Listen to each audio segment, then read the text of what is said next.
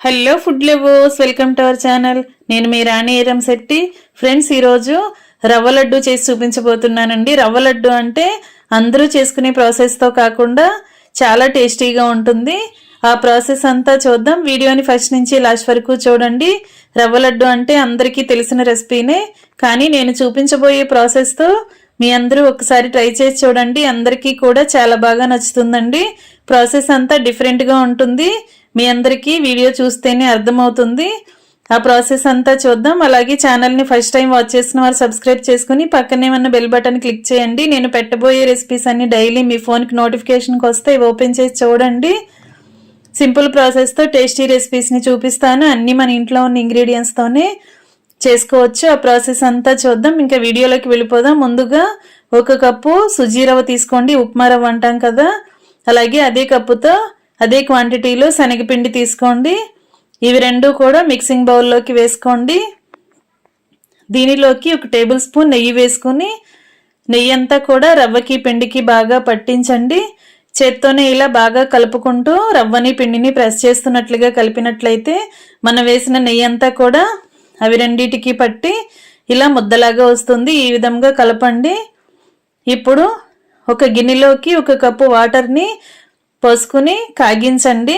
వేడివేడిగా ఉన్న వాటర్ని ఇలా పిండిలో వేసి కలిపామంటే పిండి రవ్వ కూడా బాగా మగ్గి చక్కగా సాఫ్ట్గా వస్తుందండి. మరీ మరగాల్సిన పని లేదండి. వాటర్ అనేవి కొంచెం కాగించి తీసుకుని కలపండి. మరీ ఎక్కువగా మరగాల్సిన పని లేదు. కొంచెంగా కాగిన తర్వాత వాటర్ని తీసుకుని కొంచెం కొంచెంగా పోసుకుంటూ ముద్దలాగా వచ్చేంత వరకు కలపండి. మరి వాటర్ అనేవి ఎక్కువగా ఒకేసారి పోయొద్దు. పిండి అనేది కొంచెం పలుచగా ఉన్నా సరే అది 10 నిమిషాలు నానిన తర్వాత కొంచెం గట్టిగానే వచ్చేస్తుంది. ఎందుకంటే మనం సూజీ రవ్వని వాడాం కదా. దీనికి మూత పెట్టుకుని 10 నిమిషాలు నాననివ్వండి. నానిన తర్వాత బ్యాటర్ అనేది చూస్తే కొంచెం గట్టిగా వచ్చింది. ఇప్పుడు పూరీ పీటను తీసుకుని మనం రెడీ చేసి పెట్టుకున్న రవ్వ ముద్ద నుంచి కొంచెంగా పిండి ముద్దని తీసుకుని ఇలా చపాతీలాగా ఒత్తండి. వీలైనంత పల్చగా చపాతీలాగా చేయండి. మరి మందంగా అస్సలు ఉండొద్దు.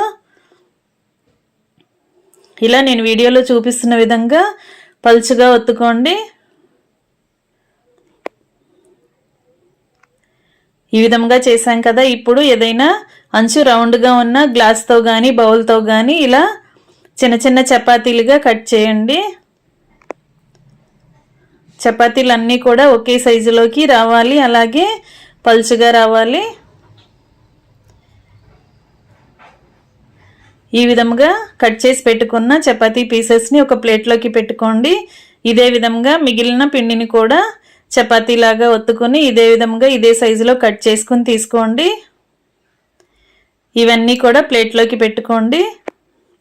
ఫ్రెండ్స్, ప్రాసెస్ అంతా డిఫరెంట్గా ఉంటుందండి. మీరు వీడియోని మధ్య మధ్యలో స్కిప్ చేయకుండా ఫస్ట్ నుంచి లాస్ట్ వరకు చూడండి, క్లియర్గా అర్థమవుతుంది. అలాగే వేరొక చపాతీ ముద్దను కూడా ఇదే విధంగా చపాతీ చేసుకుని ఇలా ఒకే సైజులోకి రౌండ్గా కట్ చేసి తీసుకోండి. ఇవన్నీ కూడా ప్లేట్లో పెట్టుకున్నాం కదా. నేను చూపించే విధంగా సన్నగా ఈ విధంగా ఒత్తుకోండి.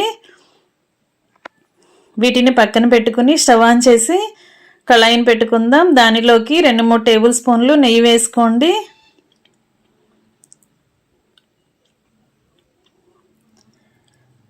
ఇలా నెయ్యి అంతా కూడా బాగా కరిగించండి. కరిగిన తర్వాత డ్రై ఫ్రూట్స్ ఏమైనా మీకు అందుబాటులో ఉన్నవి వేసుకోండి. నెయ్యిలో బాగా ఫ్రై చేయండి.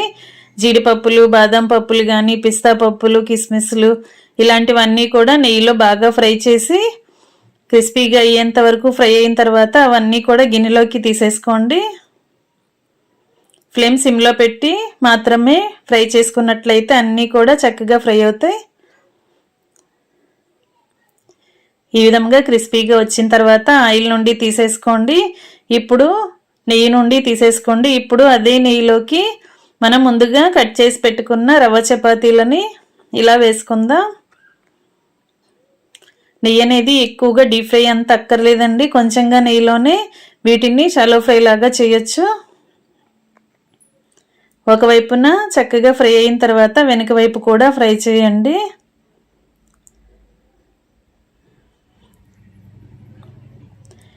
మరీ ఎర్రగా గట్టిగా ఫ్రై అవ్వాల్సిన పని లేదండి, కొంచెంగా డీప్ ఫ్రై అయితే సరిపోతాయి. మరీ ఎర్రగా కలర్ చేంజ్ అయ్యేంత వరకు ఫ్రై చేసినట్లయితే లడ్డు అనేది కలర్ చేంజ్ అవుతుంది. అలా కాకుండా నేను చూపించే విధంగా మాత్రమే డీప్ ఫ్రై చేసుకోండి. ఒకవైపున ఫ్రై అయిన తర్వాత వెనుక వైపు కూడా ఫ్రై చేసుకోండి. మనం వేడివేడి నీళ్ళతో పిండిని కలిపాం కదా, చాలా సాఫ్ట్గా మగ్గింది. ఎక్కువగా డీప్ ఫ్రై అవ్వాల్సిన పని లేదు, కొంచెంగా ఫ్రై అయితే వెంటనే క్రిస్పీగా వచ్చేస్తాయి. వాటిని ఇలా కళాయి నుంచి తీసి గిన్నెలోకి వేసుకోండి. ఇదే విధంగా మిగిలిన పీసెస్ని కూడా రవ్వ చపాతీ పీసెస్ని కూడా ఇదే విధంగా డీప్ ఫ్రై చేయండి. ఆయిల్ అనేది అస్సలు వాడొద్దండి, నెయ్యితో మాత్రమే వీటిని డీప్ ఫ్రై చేయండి. అప్పుడే రవ్వ లడ్డూకి టేస్ట్ అనేది బాగా వస్తుంది. ఇలా మనం కట్ చేసి పెట్టుకున్న పీసెస్ అన్నీ కూడా డీప్ ఫ్రై చేసుకున్నాం కదా, వీటిని ఒక ప్లేట్లో పెట్టుకుని బాగా చల్లారనిద్దాం. చల్లారిన తర్వాత నెక్స్ట్ ప్రాసెస్ అనేది చూపిస్తాను. ఫ్రెండ్స్, ఛానల్ని ఫస్ట్ టైం చూస్తున్న వారైతే సబ్స్క్రైబ్ చేసుకుని పక్కనే ఉన్న బెల్ బటన్ క్లిక్ చేయటం మాత్రం మర్చిపోకండి. నేను చూపించబోయే రెసిపీస్ అన్నీ డైలీ మీ ఫోన్కి నోటిఫికేషన్కి వస్తే ఓపెన్ చేసి చూడండి. చపాతీలన్నీ బాగా చల్లారాయి కదా, ఇప్పుడు మిక్సీ జార్ తీసుకుని దానిలోకి వీటిని చిన్న చిన్న ముక్కలుగా విరుపుకొని ఇలా నేను చూపించే విధంగా వేసుకోండి. డీప్ ఫ్రై చేసినవన్నీ కూడా ఇదే విధంగా చిన్న చిన్న పీసెస్గా చేసుకుని మిక్సీ జార్లోకి వేసుకుని వీటిని బరకగా గ్రైండ్ చేయండి. కోర్స్గా గ్రైండ్ చేసినట్లయితే ఇలా రవ్వలాగా వస్తుంది. మరి ముద్దలాగా కాకుండా ఇలా రవ్వగా గ్రైండ్ చేయండి. ఇదంతా కూడా ప్లేట్లోకి తీసేసుకోండి.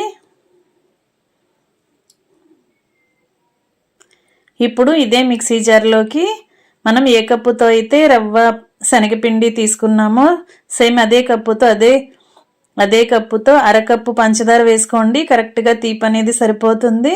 స్వీట్ ఎక్కువగా ఇష్టపడేవారు ఇంకొంచెం పంచదారనైనా యాడ్ చేసుకోండి. ఇప్పుడు 2 ఇలాచీని కూడా వేసుకుని పంచదార ఇలాచీ కూడా బాగా పౌడర్ చేయండి. పంచదార అంతా బాగా మెత్తగా పౌడర్ లాగా అయింది కదా, ఇప్పుడు పంచదార అంతా కూడా రవ్వ మిశ్రమంలోకి వేసేసుకుని స్పూన్తో ఇవి 2 బాగా కలిసేంత వరకు కలపండి. స్పూన్తో కాకుండా చేత్తో అయినా బాగా కలిపినట్లయితే రవ్వ పంచదార మొత్తం ఈవెన్గా కలిసిపోతాయి. ఇప్పుడు మనం నెయ్యిలో ఫ్రై చేసుకుని డ్రై ఫ్రూట్స్ అన్నీ పక్కన పెట్టుకున్న తర్వాత చపాతీ పీసెస్ని కూడా ఫ్రై చేసుకుని పక్కన పెట్టుకున్నాం కదా, మిగిలిన నెయ్యి అంతా కూడా అలా రవ్వలో పంచదారలో వేసేసుకుని ఫ్రై చేసుకున్న డ్రై ఫ్రూట్స్ అన్నీ కూడా అలా వేసేసుకుని నెయ్యిని బాగా రవ్వకి బాగా పట్టించండి. చేత్తోనే పిండిని రవ్వని బాగా ప్రెస్ చేస్తున్నట్లుగా కలిపినట్లయితే నెయ్యి అంతా కూడా కరెక్ట్గా కలిసిపోతుందండి.